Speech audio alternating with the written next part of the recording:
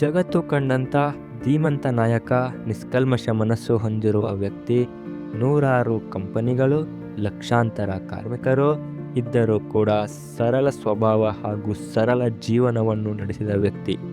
S, the man, the myth, the legend, India's most respected business leaders Ratan Tata. ಇಂದು ನಾವು ರತನ್ ಟಾಟಾ ಅವರ ಜೀವನ ಚರಿತ್ರೆ ಬಗ್ಗೆ ನೋಡೋಣ. This is Amogh and welcome to Amogha explain. ಇಂದಿನ ಕಾಲದಲ್ಲಿ ಲಾಭ ಇಲ್ಲದೆ ಕೆಲಸನೇ ಮಾಡೋದಿಲ್ಲ ಅನ್ನೋ ಮೈಂಡ್ಸೆಟ್ ಇರೋ ಸಮಯದಲ್ಲಿ ಸಂಪಾದನೆಗಿಂತ ಮೌಲ್ಯ, ಗುಣ ಹಾಗೂ ಸರಳ ಜೀವನಕ್ಕೆ ಬೆಲೆ ತಂದು ಕೊಟ್ಟವರು ಯಾರು ಅಂದ್ರೆ ರತನ್ ಟಾಟಾ ಸರ್.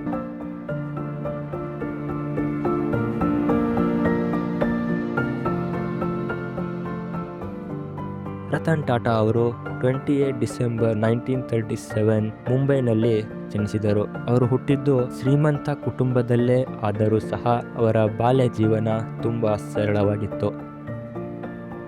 ಬಾಲ್ಯದಲ್ಲಿ ತಂದೆ ತಾಯಿಯ ವಿಚ್ಛೇದನವಾಗುತ್ತದೆ. ಆ ಕಾರಣದಿಂದ ಅವರ ಪಾಲನೆ ಹಾಗೂ ಪೋಷಣೆಯನ್ನು ಅವರ ಅಜ್ಜಿಯ ಕೈಯಲ್ಲೇ ನಡೆಯಿತು. ಅವರು ಕ್ಯಾಂಪಿಯನ್ ಸ್ಕೂಲ್ ಮುಂಬೈಯಲ್ಲಿ ವಿದ್ಯಾಭ್ಯಾಸ ಮುಂದುವರೆಸಿದರು. ಹೈಸ್ಕೂಲ್ ನಂತರ ಕಾರ್ನೆಲ್ ಯೂನಿವರ್ಸಿಟಿಯಲ್ಲಿ ಆರ್ಕಿಟೆಕ್ಚರ್ನಲ್ಲಿ ಬ್ಯಾಚುಲರ್ ಡಿಗ್ರಿ ಪಡೆದರು.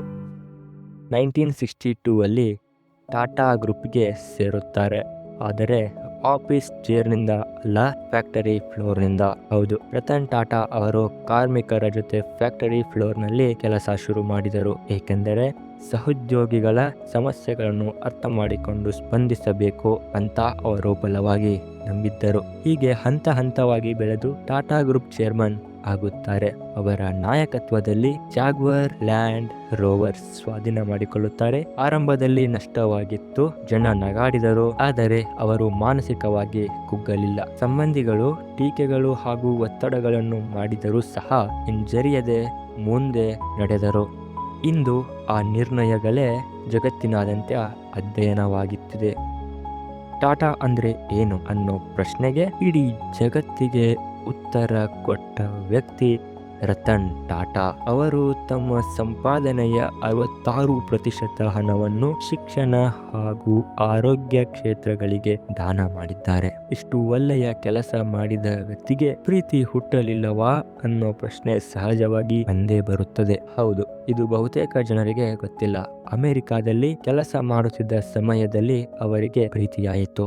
ಅವರು ಮದುವೆಯಾಗಬೇಕು ಅನ್ನೋ ಯೋಚನೆ ಕೂಡ ಮಾಡಿದ್ದರು. ಆದರೆ ಜವಾಬ್ದಾರಿಗಳು ಅವರ ಪ್ರೀತಿಯೇ ಅಡ್ಡಿಯಾದವು.